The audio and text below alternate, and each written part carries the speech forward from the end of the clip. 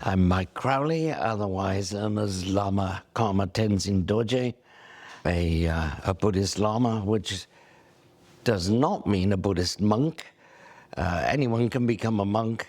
If they sign up for it, they're immediately entered into the Sangha, which is the body of monks and nuns. But as a Lama, I had to study for 23 years, I think, and was finally admitted as a Lama of the Kagyu order.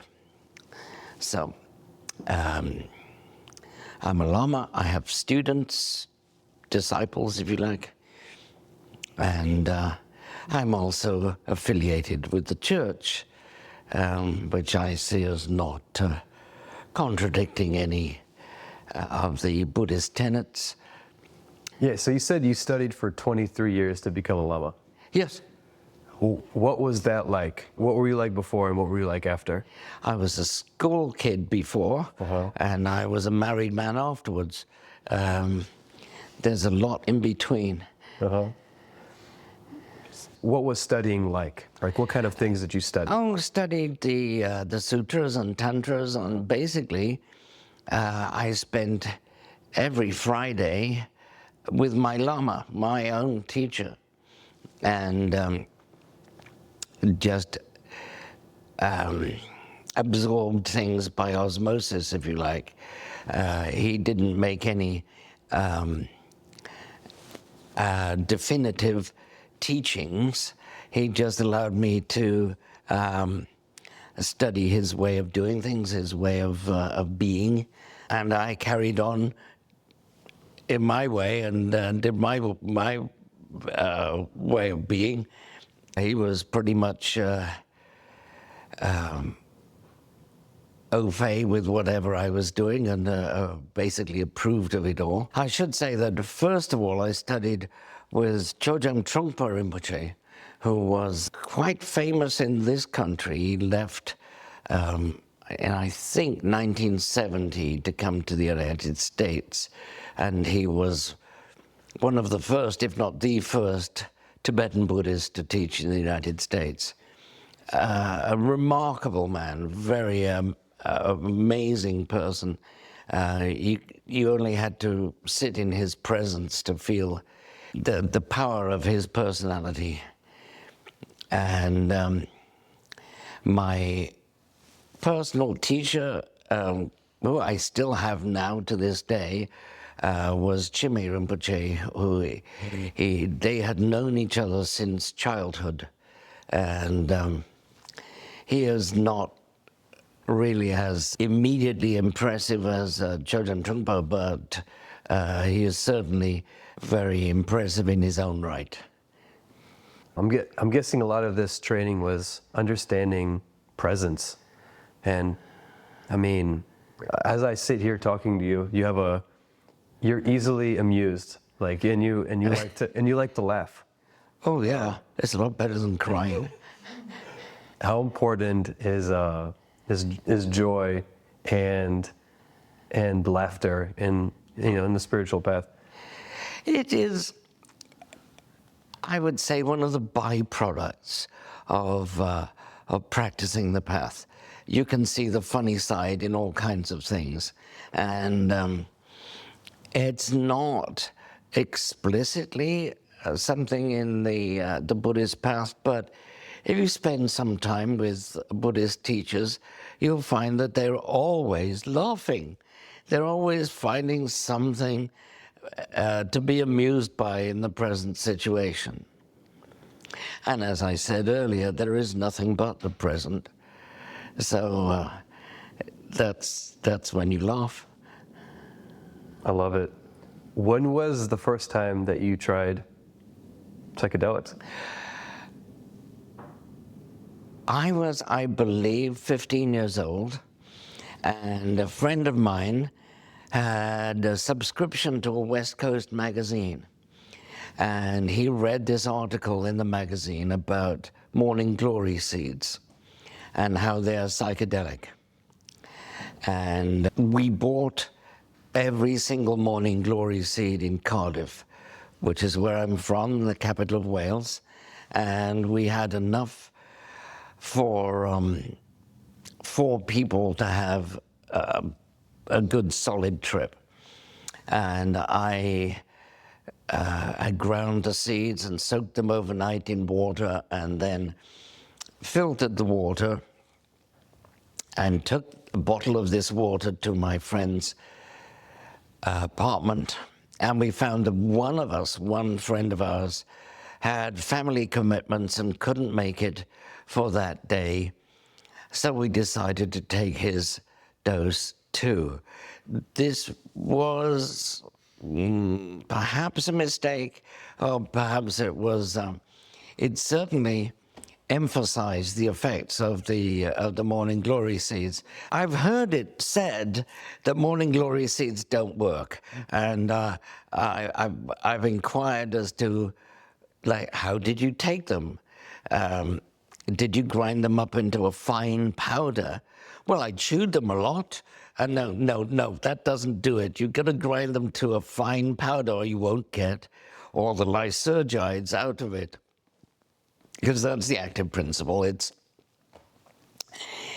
there are 2 substances which are related to LSD, which are found in morning glory seeds, and you've got to grind them very fine and then soak them for, it only takes half an hour. I left it all night, and it doesn't do anything more, but I was just certain of the fact that it had extracted the lysergides from it. And what surprised us is that it took 2 hours to come on, and in that 2 hours, we'd given up after an hour and wandered off to do our own things. I was walking down one of the back streets in the center of Cardiff, and I was suddenly struck by the song of a blackbird. I didn't see it, but I could hear this blackbird song echoing around this dingy back street. I mean, there were discarded cigarette packets and old newspapers and such blowing around there. And I was suddenly transported by the sound of this beautiful bird song. And I thought, bloody hell, I might be getting high. And so I proceeded to our local pub. I called it our local. It was just the one that we frequented. Myself and my friends went to this pub. I was nowhere near old enough to drink in the pub, but I didn't tell them that, and they didn't ask. Anyway, I went into the pub and into the sidebar where we always met. And lo and behold, there was my friend Sean, who had taken the Morning Glory Seed liquor with me a couple of hours earlier. And he was looking a lot higher than I felt. And he was staring into the fireplace. This is an old-fashioned pub, had a coal fire in every bar. And he was staring into the depths of this fire. And the landlady was leaning over the bar trying to get his attention. I said, "Yeah, Sean, she'd like to know what you want to drink." And he went, oh, right. Cup of coffee would be lovely, thanks. Now, I know things are different nowadays. Some pubs you can get coffee in. This was 1965, I believe, and you definitely couldn't get coffee in pubs in those days. And so I made an excuse. I said, "Oh, I'm sorry, he's had enough to drink already." And like we scarpered out of there and made it home to his apartment. And by the time we got to his apartment, the effects of the Morning Glory seeds had fully manifested, and we sat down and had our minds blown for the next few hours. Wow, Morning Glory. Yeah. So it was some years before I tried LSD. I mean, only a couple of years. And it was still legal when I first tried it. It was legal in Britain. And You're talking about LSD. LSD, yes, Sandoz, like, was the only source of LSD at the time. I understand that Owsley was making LSD in this country, but we didn't see any of that. So our initial experiments with LSD were 250 micrograms, which is about 5 times what a modern LSD trip is. All right, before we get into the LSD trip, did you tell your lamas about these experiences? Well, not at first. I mean, after a few years, and he'd got his own center where he taught meditation and so on, and I would see him on a regular basis, at least once a month, and I was having a private audience with him on one occasion, and he said, "Some people tell me that you do psychedelics. Is this true?" And I said, "Yes." Yeah, I never lied to my Lama. I mean, there's no point. And so I said, "Yes, it is." And he just said, "Good," and changed the subject. Because as is becoming better known now, psychedelics were part of Tibetan Buddhism, and they were distinctly part of Vajrayana Buddhism, which is Tantric Buddhism, which is actually philosophically identical to Mahayana Buddhism, with one exception. They do psychedelics. And this has been secret until very recently, and recently the Dalai Lama said, you know, the world has changed, we can't keep the secrets that we once did. You know, we have to admit that we did psychedelics. And that there are several Tibetan lamas who openly embrace psychedelics now, like Dzongsa Chensei Rinpoche, who I know from 2 different sources, performed a Ghana chakra ceremony in Brazil using ayahuasca. And if any of your viewers or listeners are unfamiliar with ayahuasca, it is a combination of a DMT containing plant with a monoamine oxidase inhibitor, which allows it to be taken orally with psychedelic effects. There is another Lama who is now dead, who lived in Northern California, actually close to where I live, and his name was Chaktud Rinpoche, and he was a member of a different lineage to me. But at one point, he set up this large, beautiful center in Trinity County, and then moved to Brazil to set up another one there. And the people who helped him set up this center were really dismayed that they thought they had him forever. But he left an American student of his in charge. This guy was ordained as a Lama. But the people who'd financed this center were not pleased with this Lama Dorje, his name was. And so they put their own person in his place, and he had to leave and move to the Bay Area. I believe he now lives in Marin. And when he was leaving, he invited everyone to help him eat all the scraps of food he had left in his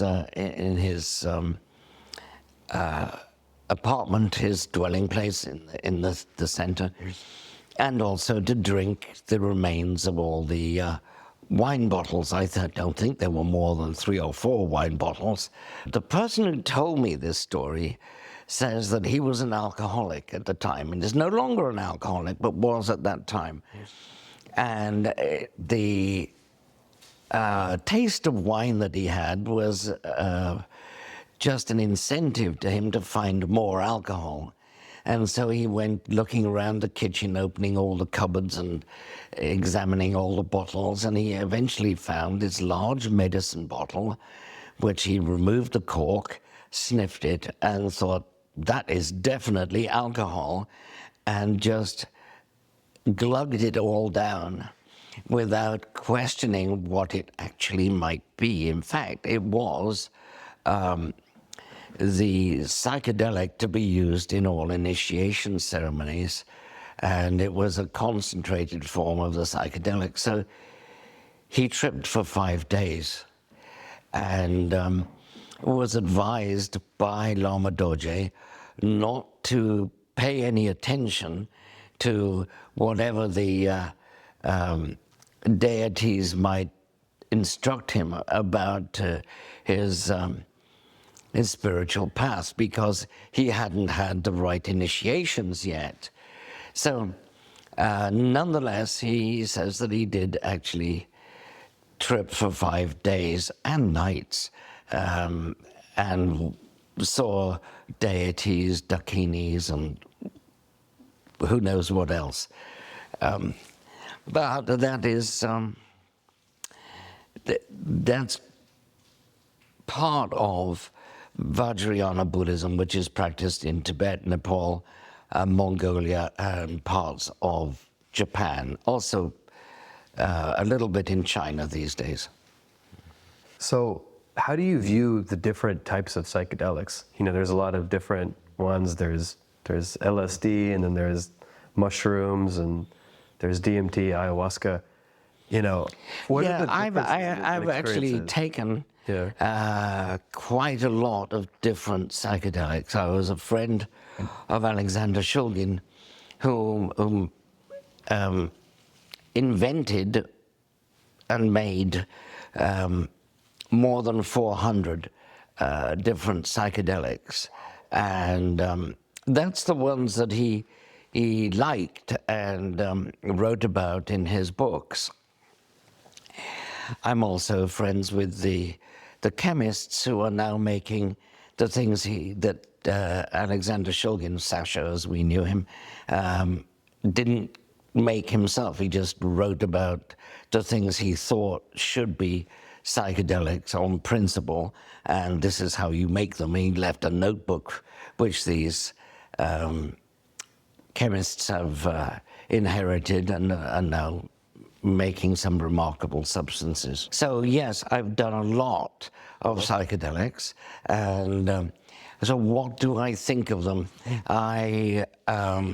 The differences. There are some remarkable differences in them. I don't consider ketamine to be in the same the same category as LSD, say. And I think it's actually dangerous for I know some people who've taken ketamine for years and think it's marvelous, but then I also know people, or knew people, who unfortunately killed themselves on ketamine. A guy who took it in the bath. He liked to take ketamine when he was taking a bath, and unfortunately he slipped beneath the water and never regained consciousness. There are several tales of people who died of various problems while taking ketamine. So that I don't think is similar to other psychedelics, and I would advise against using it. Then there's MDMA, which is similar but distinct from the psychedelics, and I think there is a place for it. It's not dangerous like ketamine. but I don't think it should be lumped together with the psychedelics. There are a lot of differences with the various kinds, like the 2CT, 2CC, 2CB, 2CI. These are all like very similar chemically, but have distinctly different effects. I remember I did 2CI with a friend of mine, and we went for a hike, came back, and she was resting indoors, and she didn't smoke cannabis. I did. I was sitting on the porch veranda to my house, and I had a joint. I thought I was down from the 2CI experience. I had the strangest, really beautiful visions of in 3 dimensions. And these were unlike anything else I've ever experienced. They were, do you know the Renaissance goldsmith called Benvenuto Cellini? He wrote probably the world's first autobiography, and in which he mentioned various other painters and sculptors and things of the Renaissance. Well, he has various salt cellars and so on in the Victoria and Albert Museum in London. The salt cellars are large bowls containing salt, but they are surrounded with mermaids and tritons and Poseidon, the god of the sea. Well, I seem to see this in 3 dimensions, in silver and gold as it was, but these were all animated beings, all these creatures, these mermaids and so on, and Poseidon. They were all alive, and although they were made of gold and silver, I could watch them for at least 20, 25 minutes moving around, and all that I'd had to stimulate this vision was a joint of cannabis and the tail end of my 2CI trip. So yes, they are all different, and I've taken I would say close to 100 different psychedelics. Do you differentiate between the naturally growing ones and the chemically made ones? Not generally, no. No, well, Sasha made this point once when Terence McKenna was making a speech about psychedelics, and he made the distinction between natural psychedelics we can find in nature, and the stuff which is made in the laboratory. And Sasha was in the audience, and he said, I don't understand. Are you saying that I, as a chemist, am not part of nature?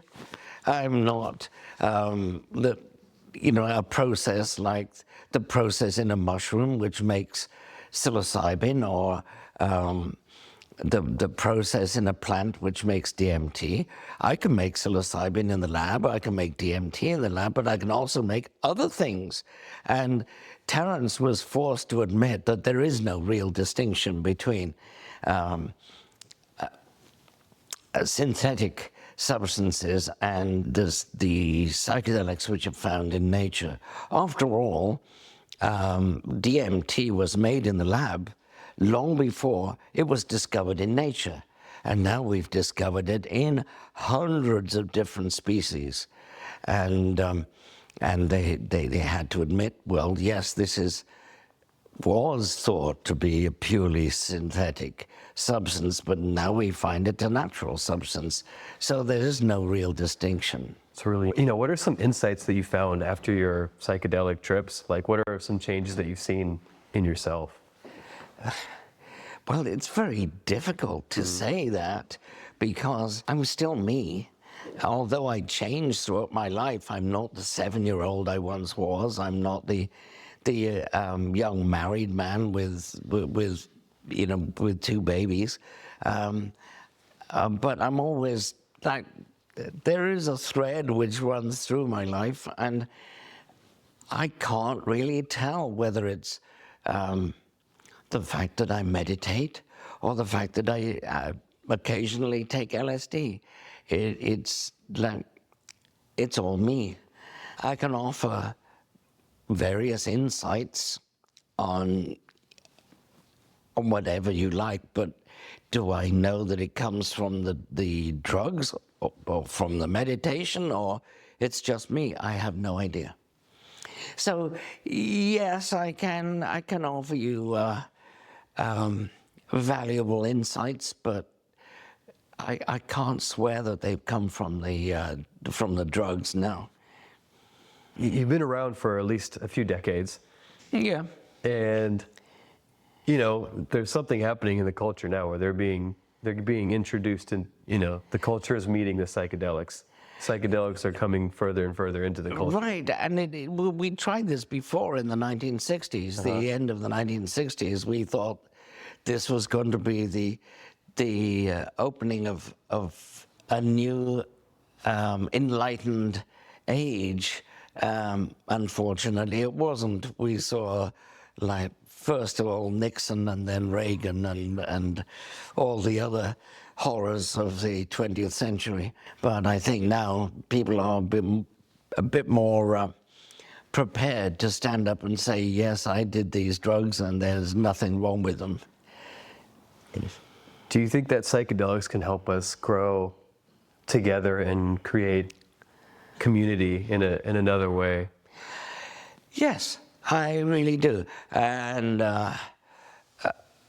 of course we have to guard against people who are not using psychedelics, say, in the general manner. There are certain people that psychedelics are not appropriate for. Those with schizophrenia in their family. It can precipitate schizophrenic episodes, but demographic surveys have shown us that this is not more than is normal. If psychedelics produce this, it would have come out anyway if we just let nature take its course. If somebody doesn't have any schizophrenic tendencies, it's quite safe for them to do psychedelics, unless they have some other philosophical, psychological problems, like psychopaths, for instance. Psychopaths don't take to psychedelics very well. They have an experience on psychedelics. They are changed in some ways, but not, let us say, as you or I would. And I've seen this happen with certain psychopaths. I've sat with them when they did psychedelics, and they have imposed themselves on other people and messed with their heads, if you like, to no doubt their own exquisite delight, but to the terror of the people who were at their mercy. I think that psychedelics are fine for most of the population, but there are some restrictions which should be put on psychedelics for the few.